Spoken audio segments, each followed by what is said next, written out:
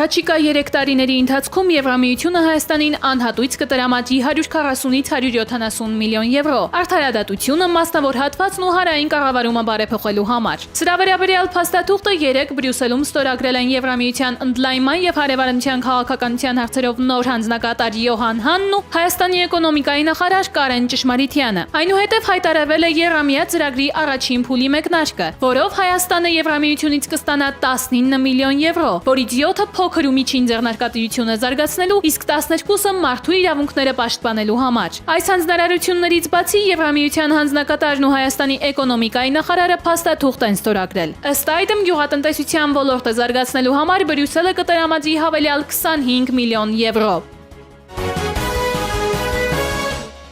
Համընդհանուր հարստության եւ բարեկեցության մակարդակով Հայաստանը շարունակում է զբաղեցնել աշխարհում 95-րդ տեղը։ Այդ մասին վկայում են լոնդոնյան Լեգատում ինստիտուտի ուսումնասիրությունները։ Զարգացման 2014 թվականի ցուցիչով որոշվել է 142 երկրների արդյունավետությունը հիմնվելով տնտեսության, առողջության, անձնական ազատության, կրթության, կառավարման եւ այլ ոլորտների զարգացվածության հիման վրա։ Ըստ այդմ Հայաստանի տնտեսությունը 129-րդ տեղում է, առողջապահությունը 87-րդ, անձնական ազատությունը 123-րդ։ Կրթության բարեկեցության մակարդակը մեր երկրում զբաղեցնում է 49-րդ հորիզոնականը, անվտանգության եւ ապահովության առումով 56-րդը։ Նախորդ տարվա համեմատ 13 կետով նվազել են տնտեսության, 7 կետով կրթության, 9 կետով անվտանգության եւ ապահովության ու 6 կետով անձնական ազատության ցուցանիշները։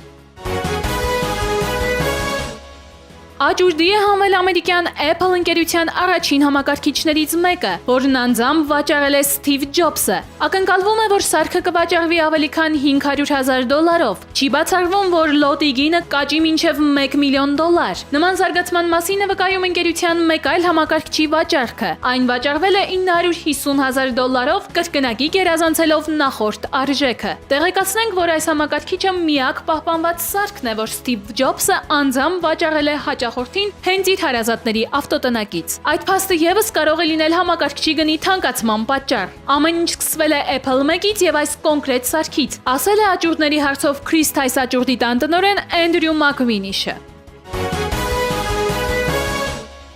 Ասիական զարգացման բանկը պատրաստվում է շարունակել օժանդակությունը Հայաստանի համար առաջնահերթություն համարվող ոլորտների զարգացմանը։ Այդ մասին ասել է Ասիական զարգացման բանկի փոխնախագահ Ժանգ Վենկայը նոյեմբերի 3-ին Հայաստանի Հանրապետության նախագահ Սերժ Սարգսյանի հետ հանդիպման ժամանակ։ Ժանգ Վենկայի խոսքով բանկը կաջակցի մասնավորապես հետևյալ ուղղությունների զարգացմանը՝ ենթակառուցվածքներ, պետություն, մասնավոր հատված համագործակցության խթանում, տեխնիկական օժանդակություն տրամադրելու տեղական կարողությունների եւ տարածաշրջանային փոխներգործության զարգացում, ներդրումների եւ արտահանման խթանում։ Վենկայը նաեւ պատրաստակամություն է հայտնել Հայաստանում կազմակերպելու ներդրումային ֆորում։ Այն հնարավորություն կտա Հայաստանի տնտեսության մեջ ներգրավել օտարերկրյա նոր ներդրումներ եւ կնպաստի առաջնահերթ ծրագրերի իրագործմանը։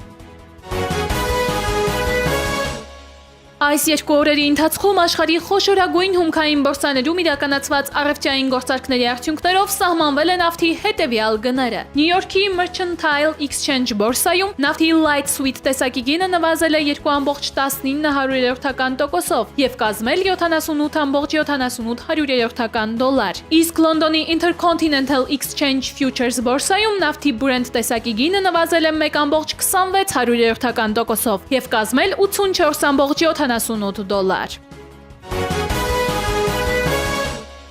Հայաստանի Հանրապետության վիճակագրական ծառայության տվյալներով Հայաստանի արտաքին առևտրաշրջանառության ծավալը 2014 թվականի 9 ամիսներին ավելացել է ավելի քան $160 միլիոն, կազմելով շուրջ 4 միլիարդ 300 միլիոն 487 հազար դոլար։ Սեպտեմբերին առևտրաշրջանառության ծավալը կազմել է $546.4 միլիոն։ Այն նախորդ ամսվա նույն ժամանակաշրջանի համեմատ աճել է 8.9%-ով։ Արտահանումն այս սեպտեմբերին կազմել է $142.5 միլիոն, որը նախորդ ամսվա սեպտեմբերի համեմատ ավելացել է 4.7%-ով, իսկ նախորդ ամսվա համեմատ 22.5%-ով։ Իսկ ներմուծումը կազմել է $403.9 միլիոն,